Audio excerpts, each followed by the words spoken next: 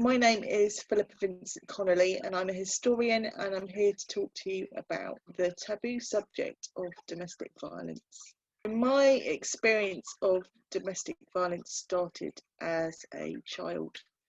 My mother met somebody when I was about 5 or 6. It was would become her second marriage. She used to take myself and my sister out on days out, and she'd sometimes take us to the local swimming baths.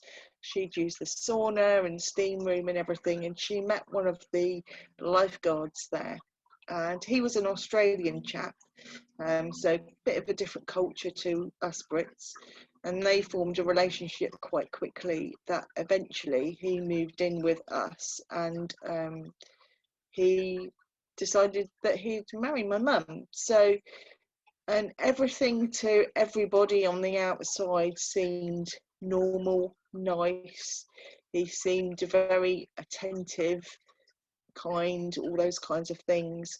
I was fortunate in a way that because I've got cerebral palsy, I've got disability, I was away at a specialist boarding school during the weeks, and I didn't see my mum until the weekends. So I'd have one weekend at my mum's, and then I'd have the following weekend with my biological father.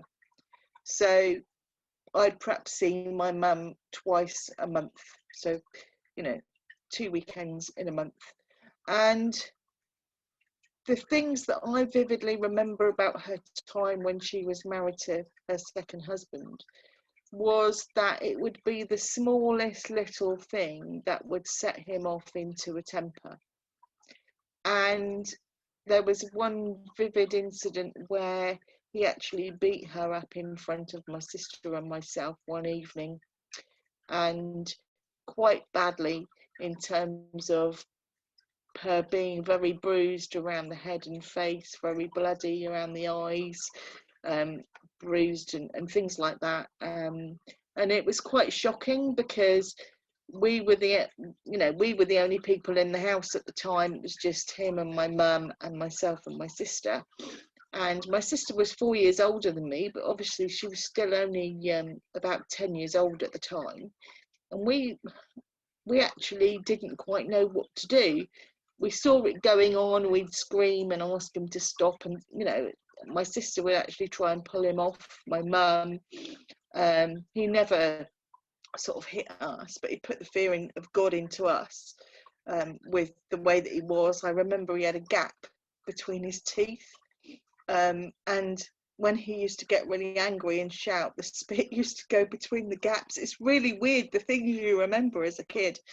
I can remember sort of us hiding in a downstairs loo, and locking the door to try and get away from him, and cowering in there and not really knowing what was sort of going on outside in the house.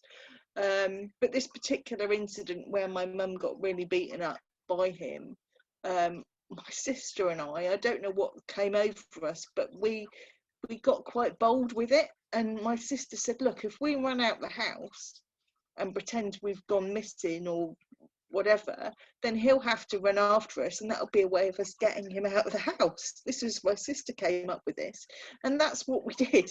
We ran out the house, and he did actually try and chase after us. I came back into the house, and my mum was on her own, obviously in a state and everything, and my sister went to the phone box and called the police. So this was in like 1976, when you just didn't discuss domestic violence. You just didn't talk about that kind of thing happening in life. It was all hidden behind closed doors, not discussed. If it happened in your family, then you just didn't talk about it to anybody. And there was certainly no counselling like there is now. And so basically the police ended up turning up. My mum explained the situation. He was not even arrested, I don't think. I can remember my mum saying that what the police did was that they marched him off to the local cash point, got him to take some money out of their joint account, put him on a coach up to Victoria Station, and sent him back off to Australia, and my mum never heard of him since. heard about him after that. But that's what the police did then, apparently, in that situation, and that's what she always told us. So we never knew what happened with him.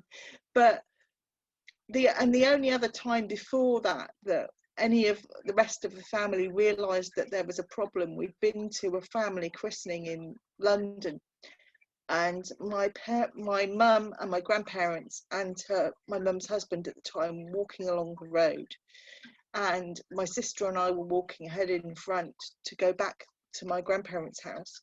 And I think it was something like my mum had looked at somebody else walking on the other side of the road that just happened to be a man. She just glanced in that direction, and her husband at that time turned around and punched her in the face in front of my grandparents in broad daylight in the street. And that's when they suddenly realised that this man was not all he showed himself to be.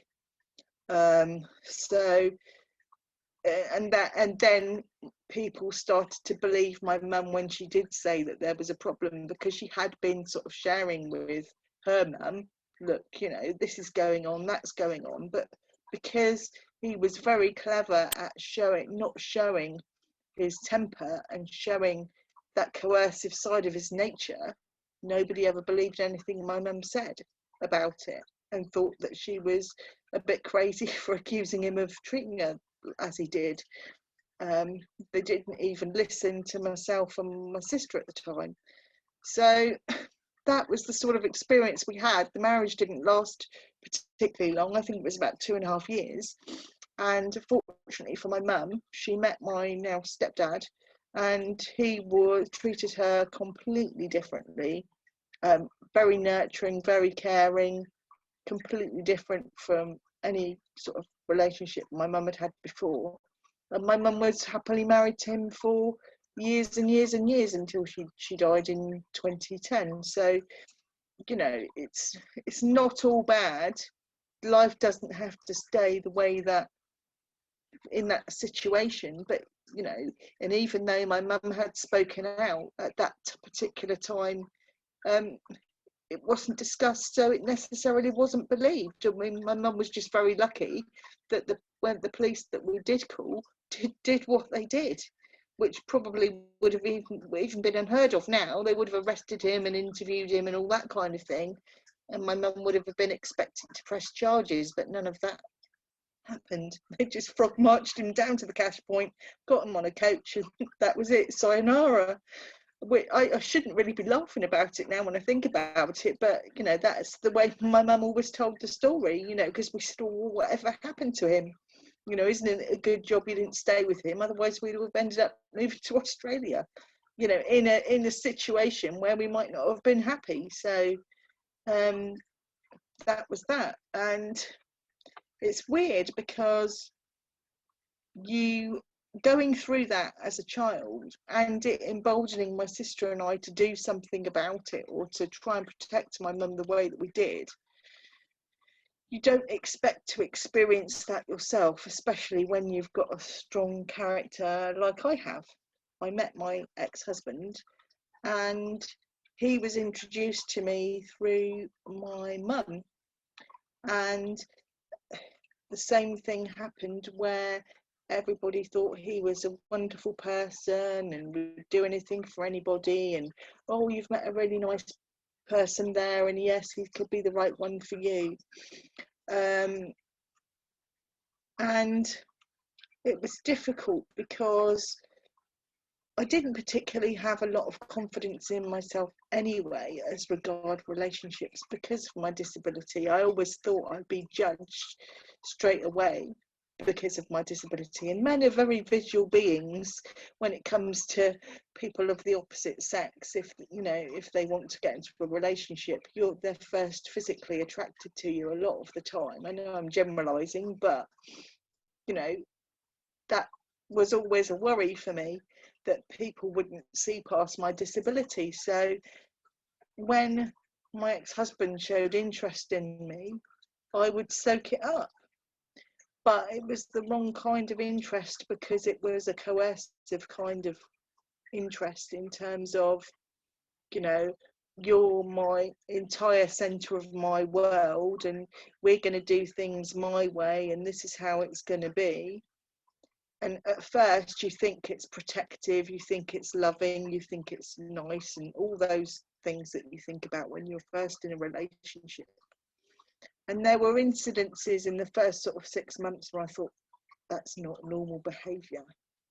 You know, if I was out teaching in the evening, I used to teach adult education classes for beauty therapy, and if I was out in the evenings, he would then accuse me of going meeting somebody else, when in fact I had a class full of 15 or 20 girls I was teaching from like 7 o'clock until 9:30 at night. And just little things like that. And it was really sort of, it did trigger in me things that had happened in my past with my stepdad, and I thought, well, maybe it's just me, and I would sort of shrug it off and not think about it. And my ex-husband had a relationship where he was so close to getting married to somebody else that 3 weeks before the wedding she called it off, and I never really got to the bottom of why that was. And I thought, well, I'm going to be different. I'm going to be the one that's loyal. I'm going to be the one that shows him all the affection he didn't have from other people. I'm going to be the one that's there for him no matter what. And that was my thought process. And I thought, well, if I can be like that and I can show him that that's the kind of person that I am, then the relationship will be fine. And that great big phrase, he'll change. He won't be, you know, how it looks like he's behaving. And I went into living with him after, a year or so, and 4 years down the line, there were incidences of behaviour which were very coercive. You know, looking into your finances and where are you all the time and what are you doing, and oh no, you can't do this unless you run it by me. And then I'd have things like, well, you can't wear that top, it's too see-through, or why have you got makeup on today when we're only going down the shop? Or, you know, if I happened to have a conversation with one of his mates if we were out in the evening, then I was having an affair with him behind his back. And, you know, all those kinds of things would come up. But and I was a little foolish. I thought, well, you know, maybe the loyalty and everything, and I'll get through it and it'll be right. Because there were times when the relationship was really good. He did look after me. He was a good provider, all that kind of thing. But I didn't really understand the full implications of being in a relationship with him. And maybe we weren't just compatible. Maybe that was just it. Maybe we just weren't compatible, and I thought that because of the person I was, I could get through that. But anyway, we ended up getting married, and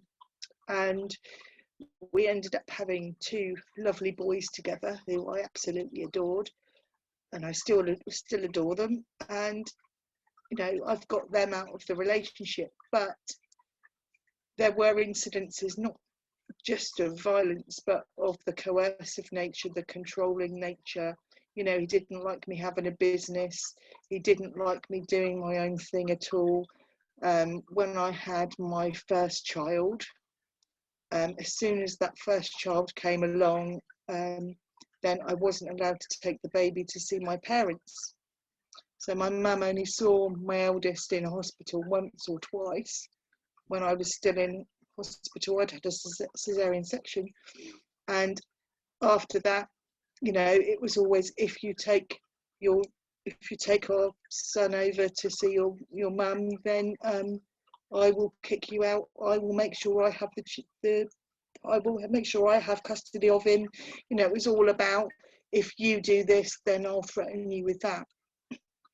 And so for about 4 years, I didn't actually see my parents. Didn't see my mum at all. She didn't see my children at all. I had 2 children in that time, 2 boys. Had another son 18 months after my eldest, and she never saw either of them at all.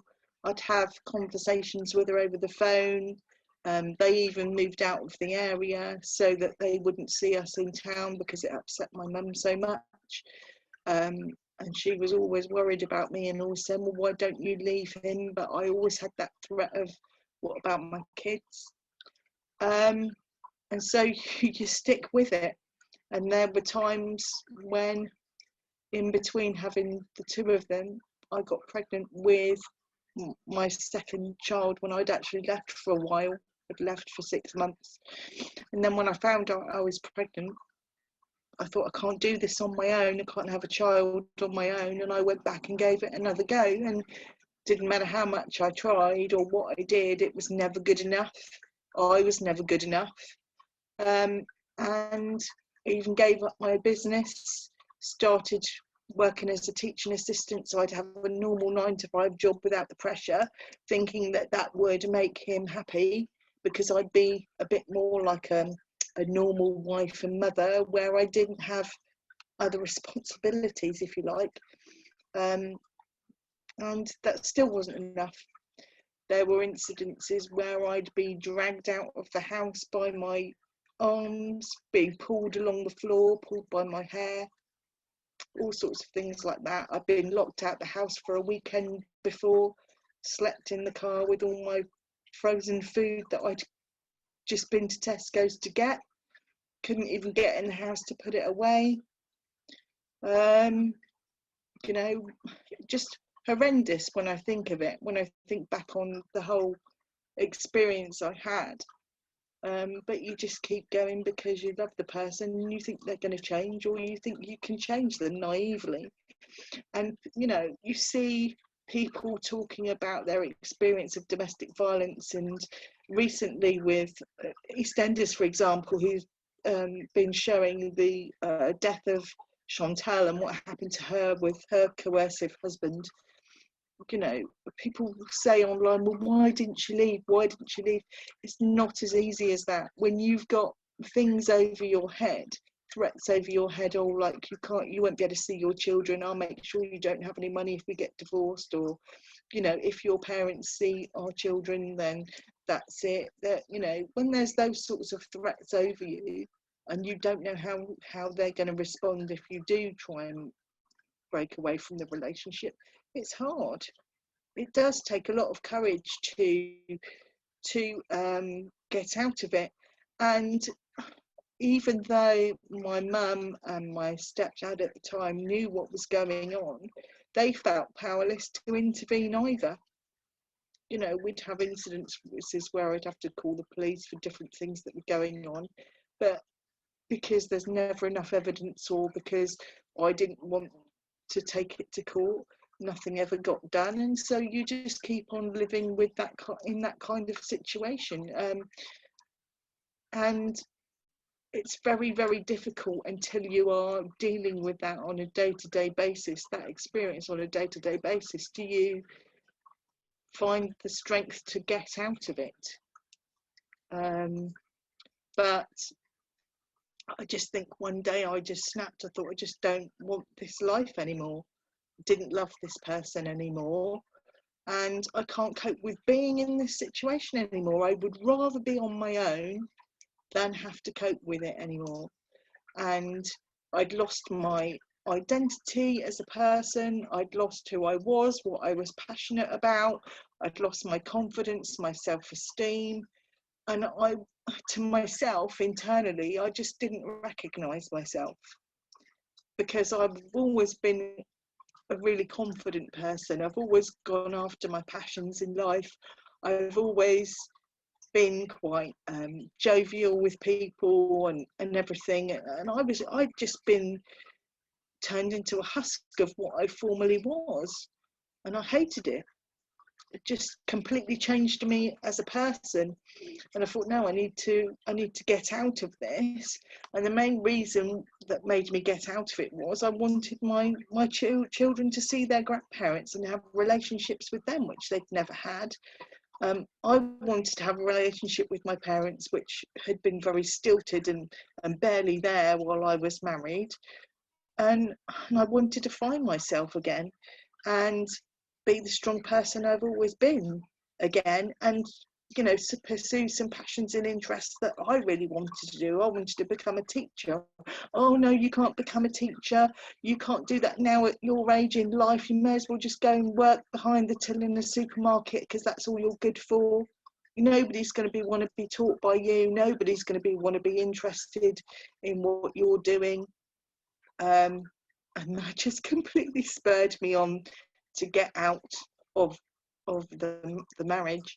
And finally, after a few years of marriage, left him in 2008, and divorced him at the end of 2008. And we've had shared care of the boys ever since. And now, I mean, my children have realised that behaviour isn't normal, and my eldest is now with me all the time because of it.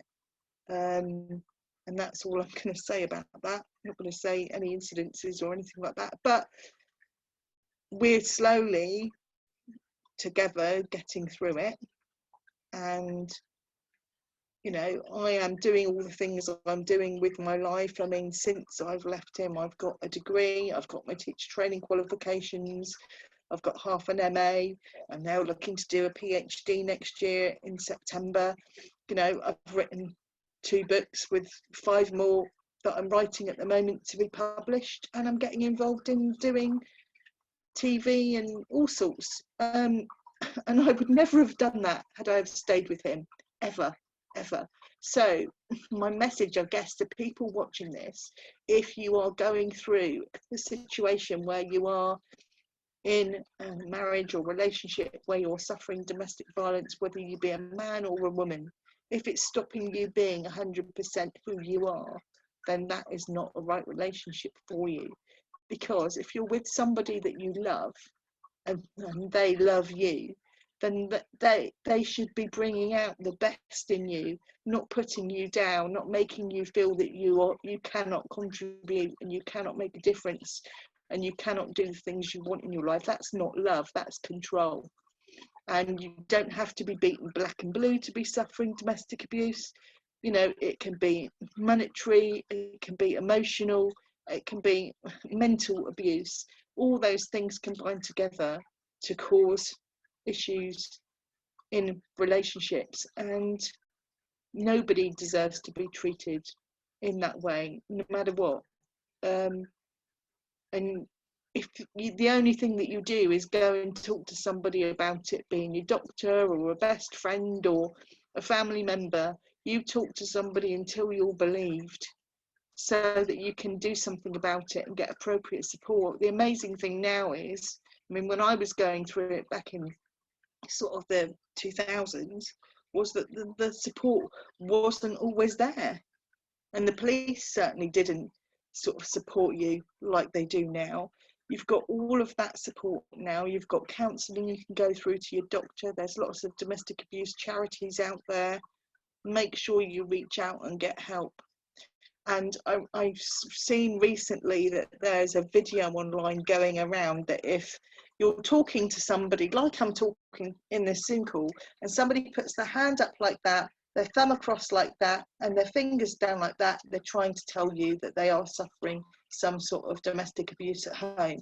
So pick up on those things as well, so that you know you can get your message across no matter what. So even if you can't speak to somebody verbally, you know, do it that way.